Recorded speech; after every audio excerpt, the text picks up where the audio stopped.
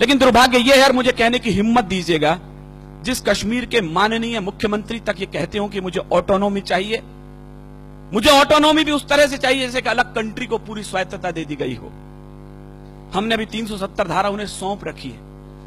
विज्ञ लोग जानते हैं हमने 3 प्रांतों के बराबर कश्मीर के ऊपर खर्च करते हैं, लेते उसे एक फूटी कौड़ी भी नहीं। बीमार प्रांत है वो, उसके बावजूद यदि वहां पाकिस्तान जिंदाबाद के नारे लगते हैं तो मुझे जिम्मेदार लोगों के सामने बयान देने का हक दीजिएगा।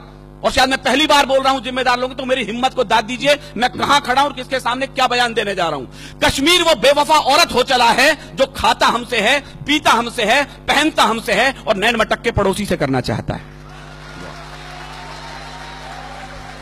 52,000 बेटे खोने के बाद ये मुल्क कश्मीर को अपना मानने को तैयार नहीं है कुछ लोग वहां पर। मैं कहना यह चाहता हूं, अपनी इस केसर घाटी को इतना लहू दे चुके हैं हम, अब तो जो भी फूल खिलेंगे वो सब फूल हमारे होंगे। अब तो जो भी फूल खिलेंगे वो सब फूल हमारे होंगे। और फारूक साहब, आपके बयानों पर 4 टिप्पणी कहते मैं अपनी बात शुरू करता हूं कि अलग देश की मांग नहीं, ये देशद्रोह का नारा है।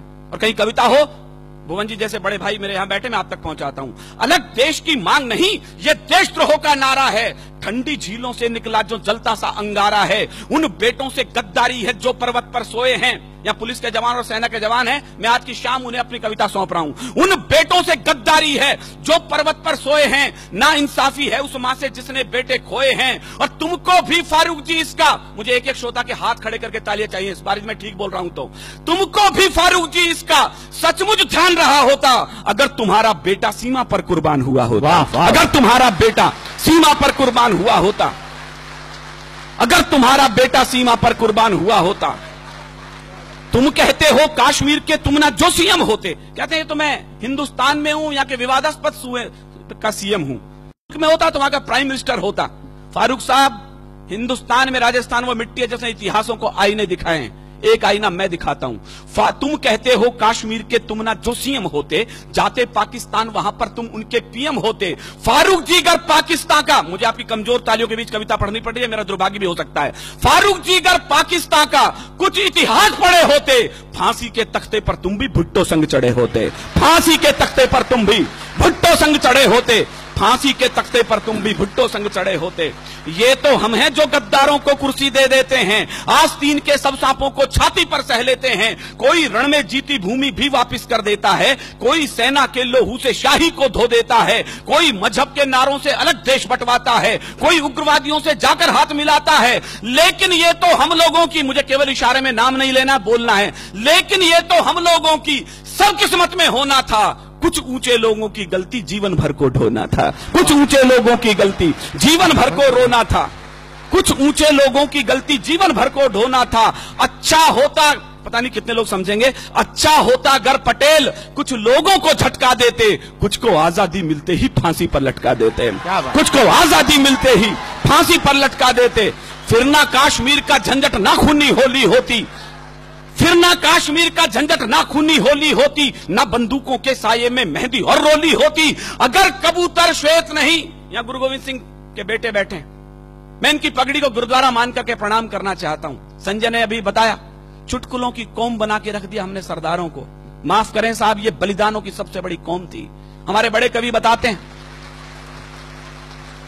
123 ऑथेंटिक फांसी हुई है पहले स्वाधीनता संग्राम में। आपकी तालियां इस बात को फख्र से बड़ा कर सकती है उनके बलिदान को कि 83 बेटे सिख मां की कोख ने दिए थे उसके लिए। क्या बात। हरिओम जी लिखते हैं, हम कर्जा खाए बैठे हैं गुरु गोविंद की कुर्बानी का, हम क्या एहसान चुकाएंगे उनकी आंखों के पानी का। हम उनकी गणना करते हैं आजादी के आधारों में, जिनके आगे जिनके 2-2 बेटे चिन गए दीवारों में, जिनके आगे जिनके 2-2 बेटे चिन गए दीवारों में। चापेकर बंधुओं के अलावा केवल दूसरा बलिदान गुरु गोविंद सिंह के परिवार से आता है। 4 बेटे थे, चारों के चारों युद्ध में और चमकौर के युद्ध में बलिदान हुए। 2 बेटे सरहिंद की दीवार में चिनवा दिए, 2 बेटे चमकौर के युद्ध में बलिदान हुए। रणक्षेत्र से दोनों बेटे आए मां के पास, मां प्यास लगी है। मां ने कहा शर्म नहीं आती रणक्षेत्र में खड़े हो, शत्रु के लहू से प्यास क्यों नहीं बुझा लेते। क्या बात। दोनों के दोनों बेटे बलिदान हो गए। मां की आंखों से आंसू आने लगे तो गुरु के पास गई, 4 बेटे थे, चारों तो बलिदान हो गए, अब क्या करूं इस खाली कोख का। जो उत्तर दिया गुरु गोविंद सिंह ने, मेरे रोंगटे खड़े होते हैं। देश धर्म के वास्ते वार दिए सुच्चार, मत बजाना विनीत चौहान की कविता पर तालियां। यदि उठ सके तो उन बलिदानियों के नाम उठे जिनकी बदौलत आज हम यहां खड़े हैं। देश धर्म के वास्ते वार दिए सुत चार, अरे चार मरे तो क्या हुआ, ये जीवित कई हजार। वाह वाह, चार मरे तो क्या हुआ, ये जीवित कई हजार। चार मरे तो क्या हुआ, ये जीवित कई हजार। वाह। अगर कबूतर श्वेत नहीं, मेरे इशारे की भाषा, मेरी मजबूरी देखिए, मुझे किन लोगों के सामने क्या बोलना है और अपनी बात भी कहनी है। एक आग का दरिया है और तैर के जाना है। मुझे दोनों पक्ष प्रतिपक्ष के लोग बैठे हैं और अपनी बात कहनी है। अगर कबूतर श्वेत नहीं, मैं आपकी बौद्धिकता पर छोड़ता हूं, इशारे पर अपनी बात कहता हूं। अगर कबूतर श्वेत नहीं, हम गुरु के बात छोड़ देते तो लाहौर कराची को हम दिल्ली तलक जोड़ देते। तो लाहौर कराची को हम दिल्ली तलक जोड़ देते। अब भी अटल इरादे लेकर भारत के लोगों जागो, शांति मंत्र की पूजा छोड़ो, दुश्मन पर गोले दागो। शांति मंत्र की पूजा छोड़ो, दुश्मन पर गोले दागो।